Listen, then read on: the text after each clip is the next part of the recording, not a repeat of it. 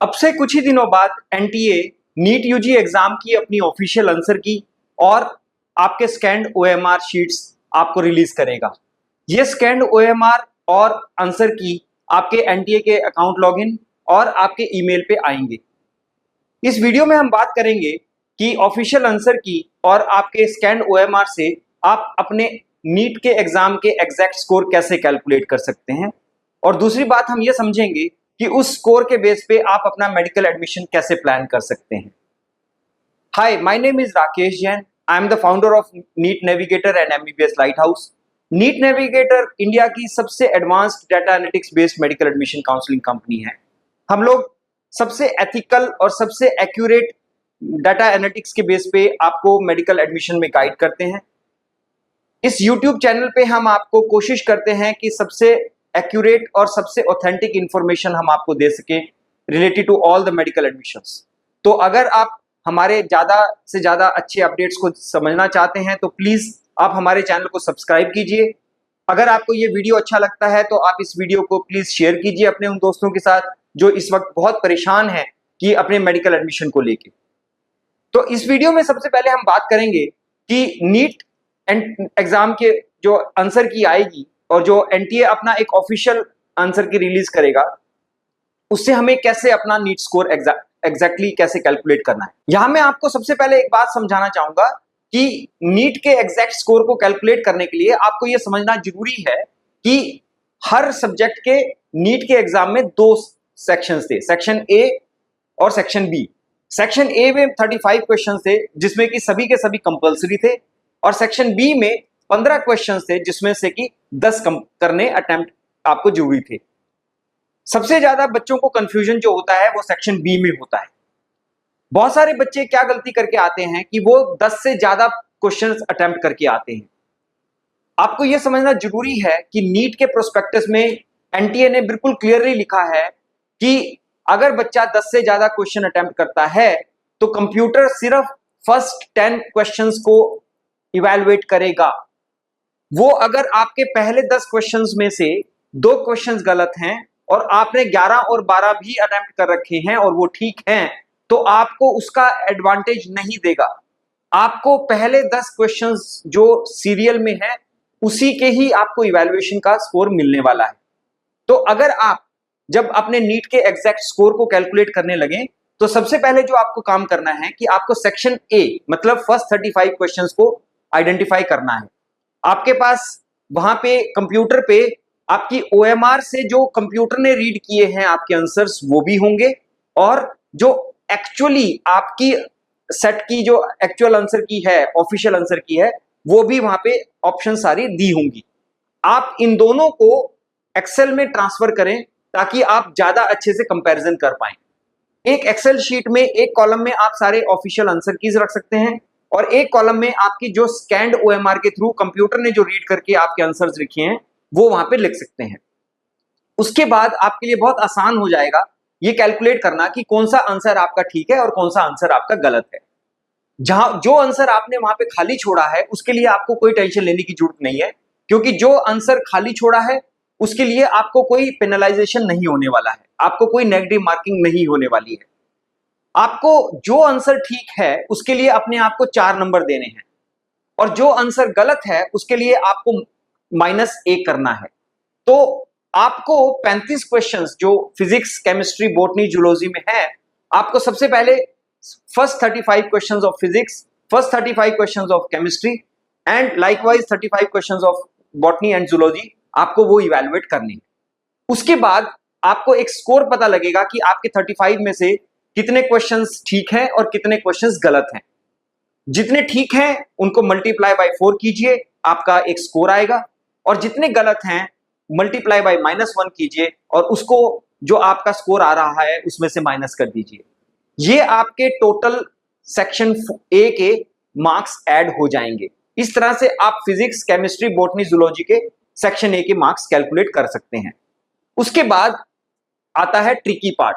Tricky part is section B. Section B में वहां पे 15 क्वेश्चंस के ऑप्शन थी जिसमें से कि आपको 10 अटेम्प्ट करने थे।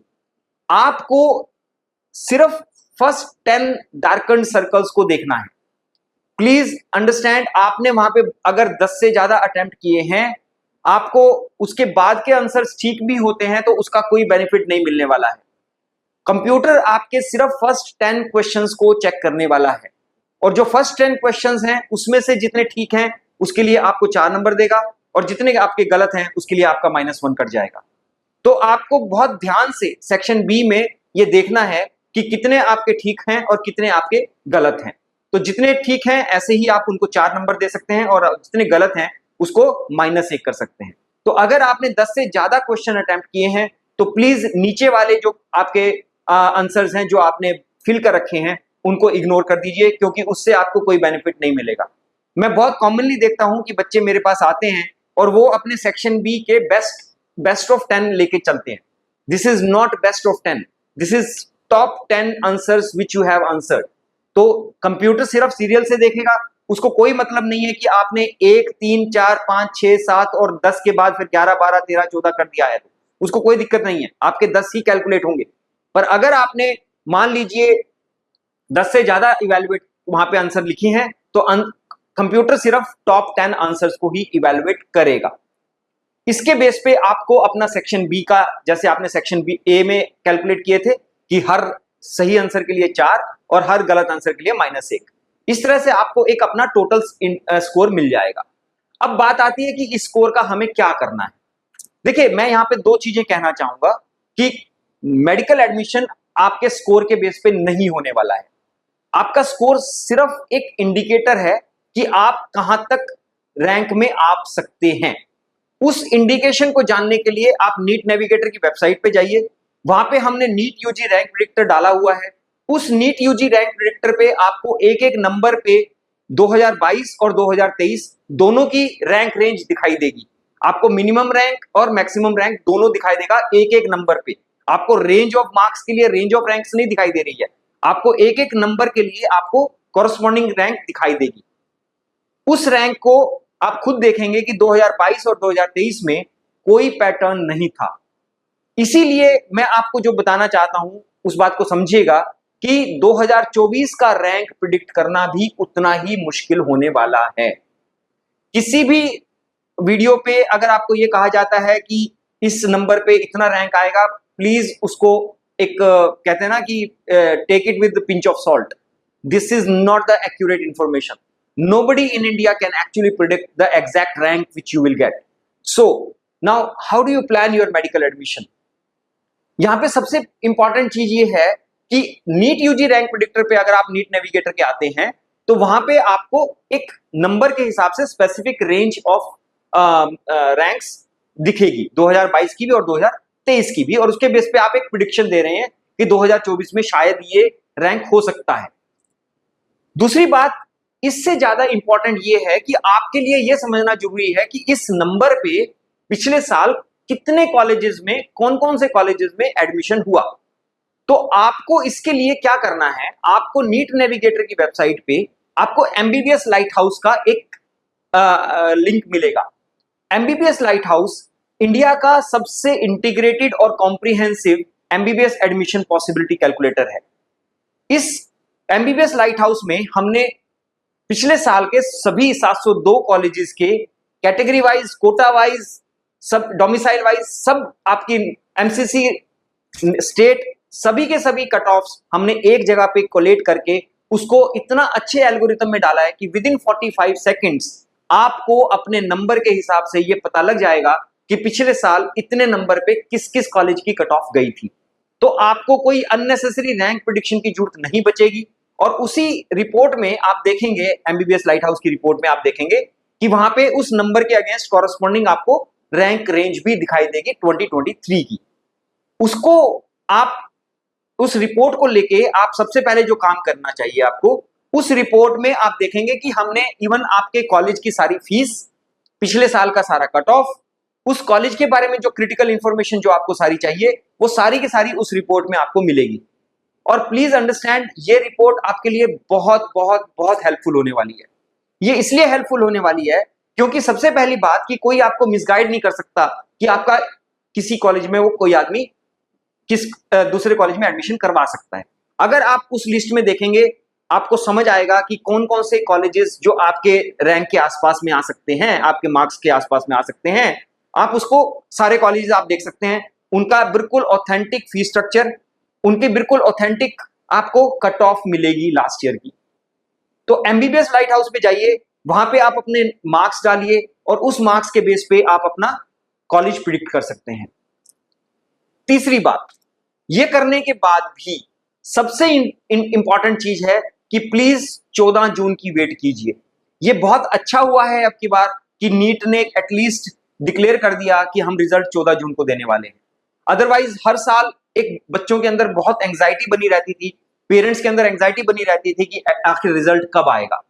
तो प्लीज 14 जून तक अपने आप को होल्ड कीजिए।